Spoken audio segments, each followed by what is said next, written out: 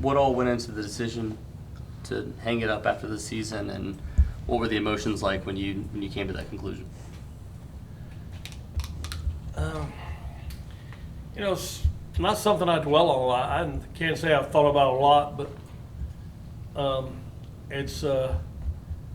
I always said I knew there'd be a place and a time when it hits somebody. I think it hits everybody at a certain time in their career, whether it's to change jobs or whatever, do something else or whatever.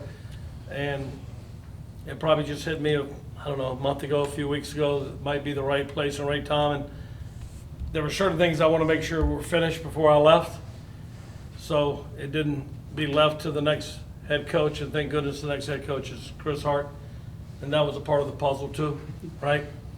It was the right place and the right time, but I want to make sure Chris Hart was the next head coach, or I may not have made that decision. And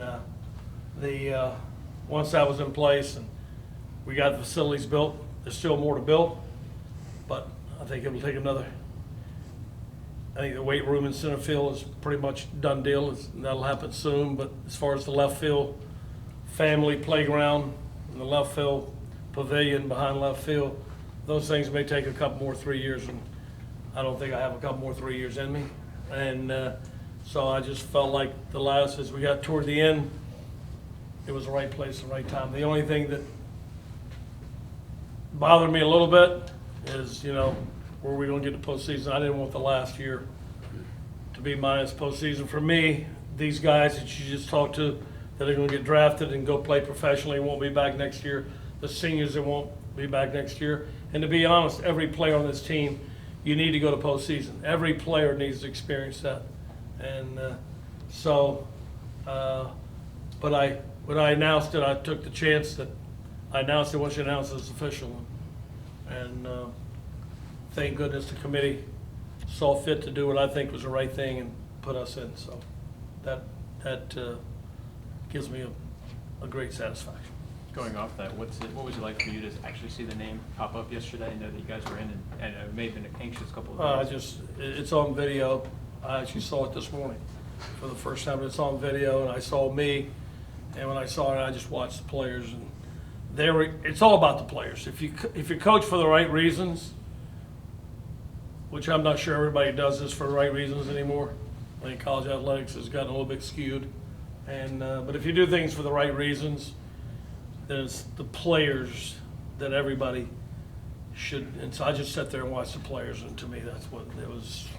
I can't tell you what it was. It's like I said, it meant a lot. Why was it so important for you to know that Chris was going to be the guy taking over this position, and what makes him equipped to take over this job?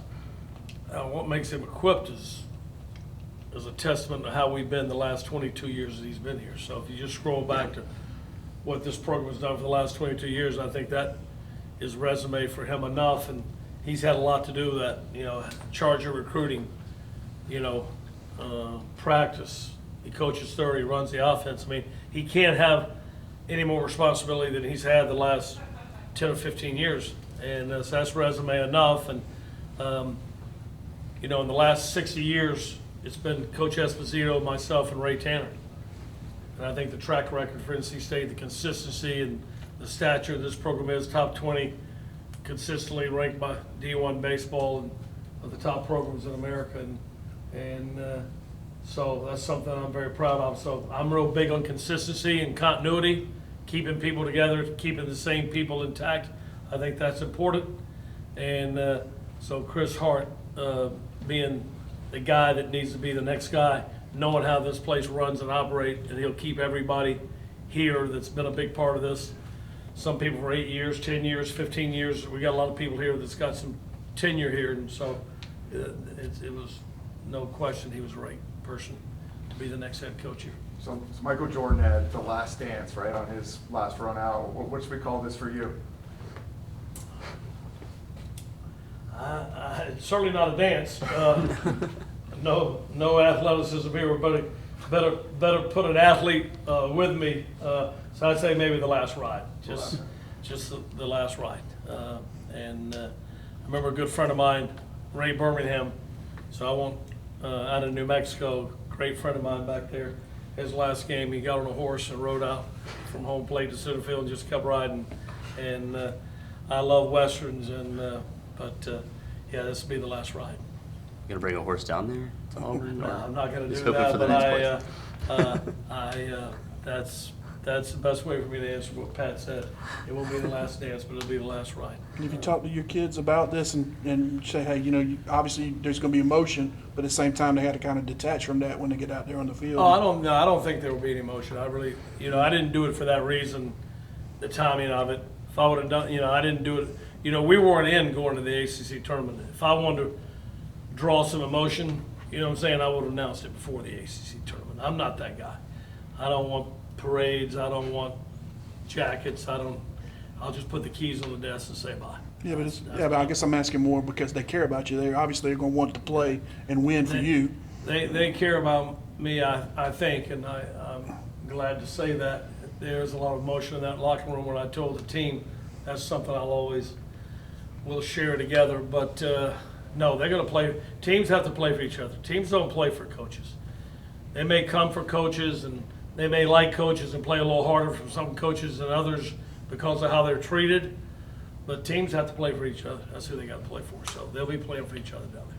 Sherman had talked about you help them off the field, whether it's with parking tickets or girls. How much does that being a mentor really speak to you? I think that's what our business is all about. I think it's about coaching, but we got great coaches here, and we all do as good a job as we can. And from Bo to Chris to Clint to Josh Fisher to JT on down the line, everybody gives great coaching here. So that goes with it. But I think the mentorship.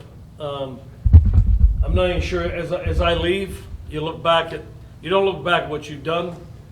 As you leave, for me, I look and see what I could have done more. Like if I had to do this over, what would I have done different? And I think maybe what I've done, I had a great conversation with Wyatt Piper today. We just wound up in the lounge together and went on a talk that I normally wouldn't do during the season because they have school, they have social life. That we don't have that time to sit there and really talk. But the mentorship, I hope, what Sherman says, I hope I've given that to most players. You like to say every player, but the text that I've gotten. My wife showed me one last night when I got home from Brett Austin. I cannot tell you what that meant to me. I saw something from Tom Walter that Tyler Stokely showed me yesterday. Somebody showed me something from Scott Forbes. Those are one of the best texts I got was from the center fielder Honeycutt that played for Carolina a few years ago. First of all, he had to go to the trouble to find my number from somebody, and then he sent me one of the best texts I got. I got one from Jordan Sprinkler, who I coached on the USA team. Got one from Troy Tulowitzki, who I was with coaching on the USA team, and then we coached together. Some of the texts I've gotten from people makes me think I did a lot of things right, but if I had to do it over, maybe try to do more mentorship for things in their life that you may not know about. So anyway. How long ago did you start really taking that? You said you coached more. When did that really start for you to be more of a mentor coach? I've tried to do it my whole life. It's something I've tried to do my whole life. And because this is such a time in their life where I think you can make a difference. And they grew up at a different time than I grew up. When I grew up, you got mentored by everybody you met. Everybody in my small community of Avent, North Carolina, was my mentor. And my mom and my dad were my guiding light, they were my everything, but you got mentored by everybody in that small community.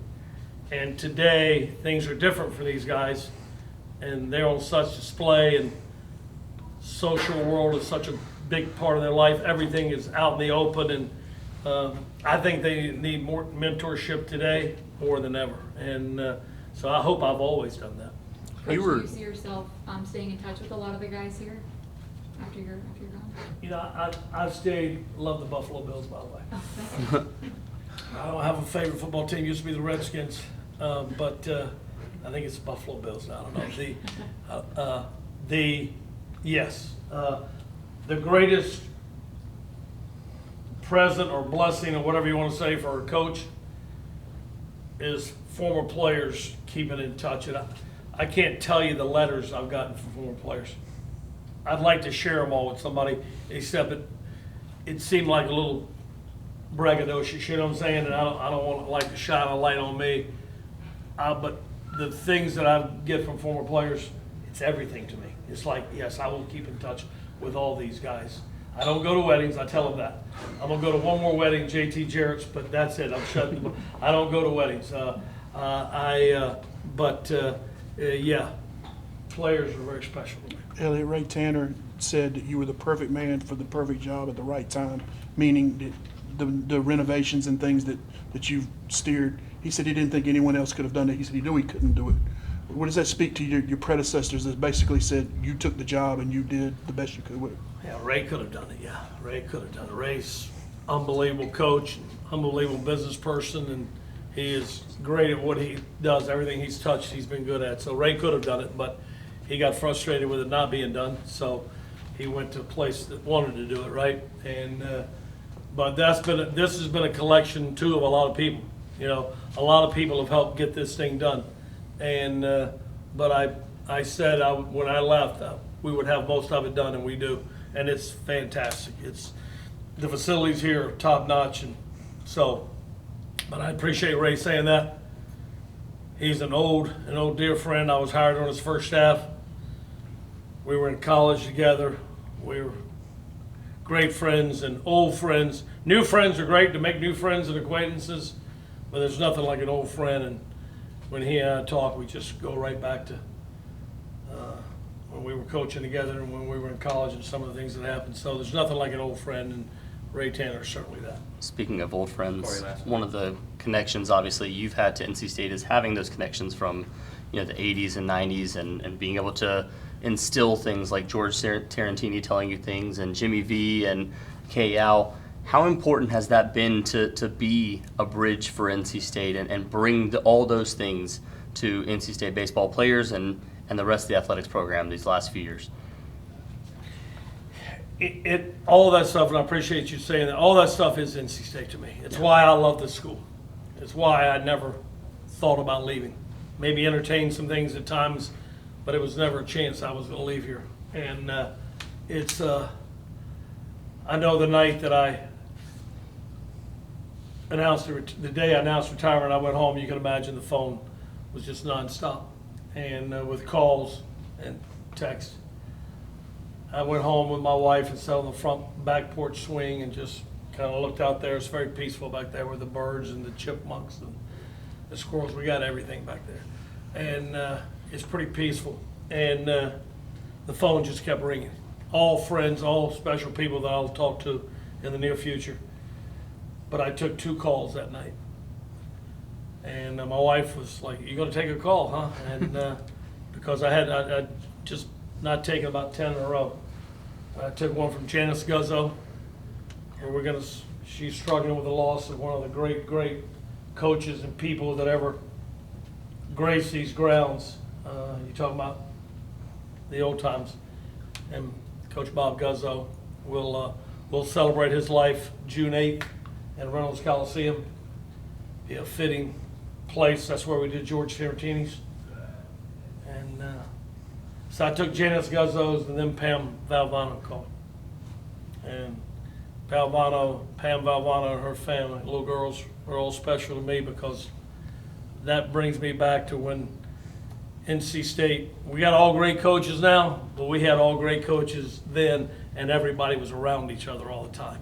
And it was just it's what built this place. It's what made NC State great. It's what built this place. So yes, my connection to all the past, Frank Whedon, Charlie Bryant, Bobby Purcell, my connection to all those great people is what makes this place so special.